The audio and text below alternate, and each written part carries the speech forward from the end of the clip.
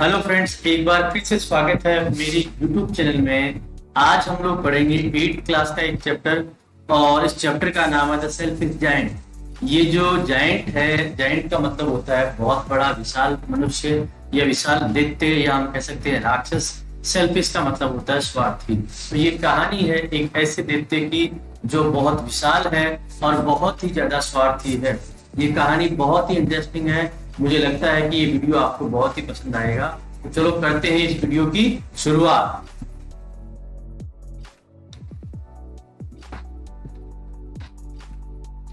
रोज दोपहर को जब भी बच्चे अपनी स्कूल से आते हैं तो वो इस दैत्य के बाग से गुजरते हैं और यहाँ वो मस्ती से खेलते हैं और अपना समय बिताते हैं। ये जो गार्डन है ये बहुत प्यारा है। इसमें बहुत प्यारी हरी हरी घास लगी हुई है। यहाँ वहाँ प्यारे प्यारे फूल लगे हुए हैं जैसे कोई तारे हों। इसमें कई पेड़ लगे हुए हैं और ये जो पेड़ हैं उनमें बहुत प्यारे प्यारे फूल लगते हैं और अच्छे अच्छे फल भी लगते हैं। तो पक्षी भी इन पेड़ों पर बैठते हैं और बच्चे भी हैं, यहाँ खेल के बहुत अधिक आनंद लेते हैं। बच्चे कहते हैं हम इस बाग में कितने खुश हैं। उन्हें जब भी समय मिलता वो यहाँ आते और खेल कूद के अपना आनंद करते। एक दिन वो दैत्य जो है वो वापस आ गया। वो कॉर्निश ओग्र में अपने दोस्त से मिलने के लिए चला गया था और 7 साल लगभग वही रहा। और जब वो वापस आया तो उसने क्या देखा कि बच्चे जो हैं वो वहां खेल रहे थे। उसने उनसे बुलाते हुए पूछा कि तुम सब लोग यहाँ क्या कर रहे हो। बच्चे उसे देख के बहुत ज्यादा डर गए और वो इधर उधर भागने लगे। उसने कहा ये मेरा गार्डन है और केवल मेरा गार्डन है। इसमें मेरे अलावा ना कोई आ सकता है न कोई जा सकता है और इसमें मेरे अलावा कोई खेल भी नहीं सकता।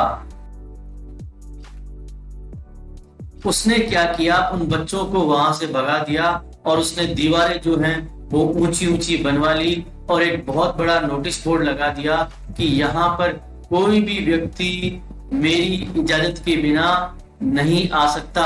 अगर वो आएगा तो उसे दंडित किया जाएगा, उसके खिलाफ कार्रवाई की जाएगी। ऐसा करने के बाद में कोई भी बच्चा वहां खेलने के लिए नहीं आता था। सारे बच्चे यहाँ वहां खेलते थे। वो उस बाग में आना चाहते थे परंतु उस दैत्य के कारण कोई भी बच्चा वहां नहीं आ रहा था। ये दैत्य जो है वो बहुत ही अधिक स्वार्थी था। बेचारे बच्चों के पास खेलने के लिए कोई जगह नहीं थी। अब वो रोड पे ही खेल रहे थे लेकिन रोड पे कंकर पत्थर और कचरा इतना था कि उन्हें खेलने में बड़ा आनंद नहीं आता था। यहाँ से वो इस गार्डन की ऊंची ऊंची दीवारों को देखा करते थे और याद किया करते थे उस गार्डन के अंदर हम लोग कितना खुश रहा करते थे, हमने कितना अच्छा समय यहाँ बिताया। वो इस बात को सोचते बहुत दुखी हुआ करते थे। समय बीतता गया और समय बीतने के साथ में बसंत ऋतु आ गई और जहां भी देखो वहां हरियाली हरियाली छा गई। छोटे मोटे पक्षी जो है वो यहाँ से वहां उड़ने लगे और चारों तरफ इतना प्यारा नजारा हो गया कि सबका दिल जो है बहुत खुश हो गया। परंतु अगर इस दैत्य के गार्डन के बारे में बात करें तो वहां अभी तक भी सर्दी थी और चारों तरफ जो है किसी भी प्रकार की कोई हरियाली नहीं आ रही थी। पक्षी जो है वो भी वहां जाना नहीं चाह रहे थे। उन्होंने कहा वहां बच्चे नहीं हैं, कोई खेल कूद नहीं है तो हम भी वहां नहीं जाएंगे। और वहां पे जो फूल है वो मुस्कुराना भूल गए और एक बार एक छोटे से प्यारे से फूल ने अपना मुंह वहां निकाला लेकिन उसने देखा कि यहाँ तो कोई हरियाली नहीं है। वो भी वापस दुबक गया। चारों तरफ जहां देखो वहां बर्फ की चादर छाई हुई थी। यहाँ वहां बर्फ और पाला जो है वो आ चुका था और बसंत जो है वो इस बगीचे को पूरी तरह से भूल चुका था।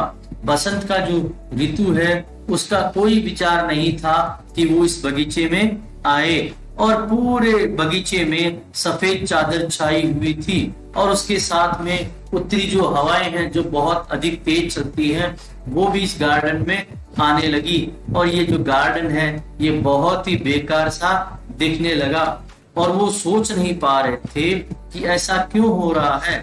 देखते ये सोचने लगा कि ये तो बसंत का समय है, चारों तरफ हरियाली है, चारों तरफ बसंत छाई हुई है, तो मेरे बगीचे में ये मौसम बदल क्यों नहीं रहा है, यहाँ सर्दी ही क्यों दिखाई दे रही है।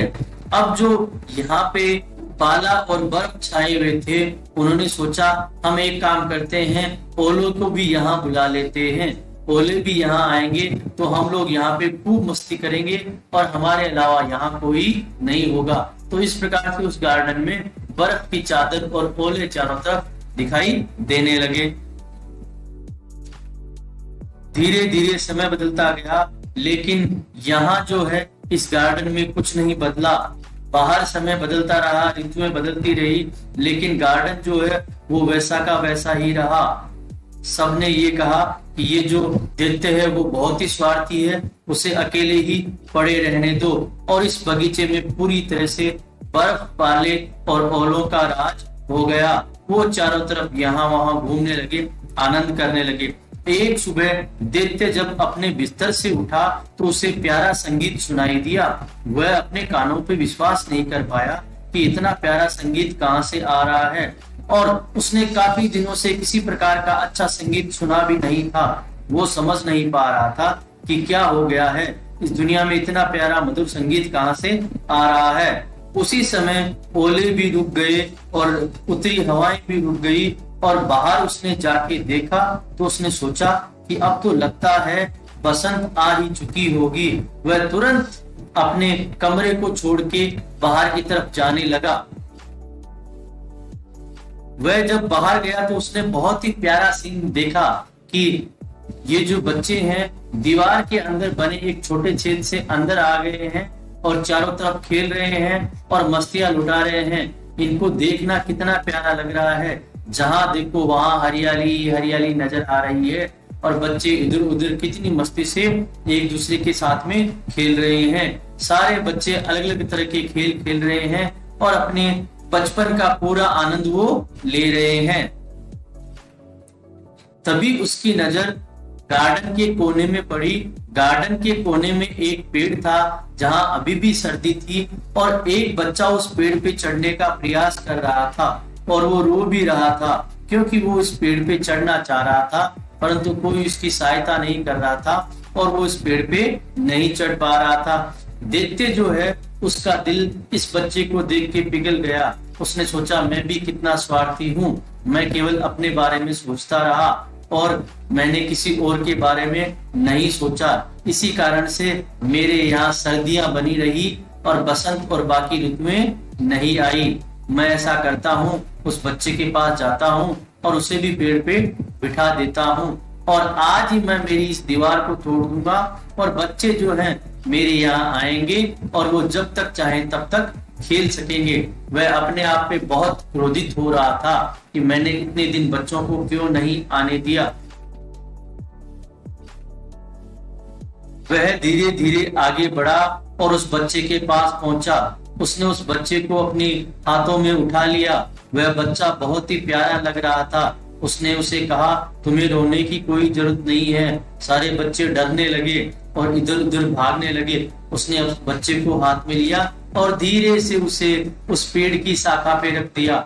बच्चा जो है वो बहुत ही खुश हुआ। उस बच्चे ने इस प्यारे दैत्य को चूम लिया क्योंकि अब ये जो दैत्य है ये स्वार्थी नहीं रहा, ये बहुत अच्छा दैत्य बन गया। और इधर उधर भागते हुए जो बच्चे थे वो वापस आ गए और उसने सबसे कहा कि अब ये जो बगीचा है वो मेरा नहीं है, ये तुम सबका है, तुम जब चाहो तब यहाँ आ सकते हो। उसने एक कुल्हाड़ी उठाई और उस दीवार को गिरा दिया और उसने कहा मेरे बच्चों आप जब भी चाहो तब यहाँ खेल सकते हो, अब तुम्हें यहाँ कोई भी मना नहीं करेगा। और इस प्रकार से बच्चे वहां फिर से हंसी खेल से आनंद लेने लगे। बच्चे रोज वहां आने लगे और रोज वहां पे खेलने लगे। बच्चे जब तक थक नहीं जाते तब तक वहां खेलते रहते। जो दैत्य है वहां उन सबको खेलते हुए देखते रहता और बहुत अधिक खुश होता। और जब बच्चे खेलते हुए वापस अपने घर पे जाते तो उस दैत्य को अलविदा कहने के लिए आते तो वो उनसे पूछता वो छोटा बच्चा जो आया था वो कहाँ गया। तो वो कहते कि हमें नहीं पता वो बच्चा कहाँ गया। दैत्य उस बच्चे को बहुत अधिक प्यार करता था और उसे उसकी कमी महसूस हो रही थी, लेकिन कोई भी बच्चा उसके बारे में कुछ बता नहीं पा रहा था। धीरे धीरे ये जो दैत्य है वो बहुत उदास रहने लगा। उसे उस बच्चे की कमी महसूस होने लगी क्योंकि उसने उस बच्चे को दोबारा कभी नहीं देखा था। इस प्रकार से समय बीतता गया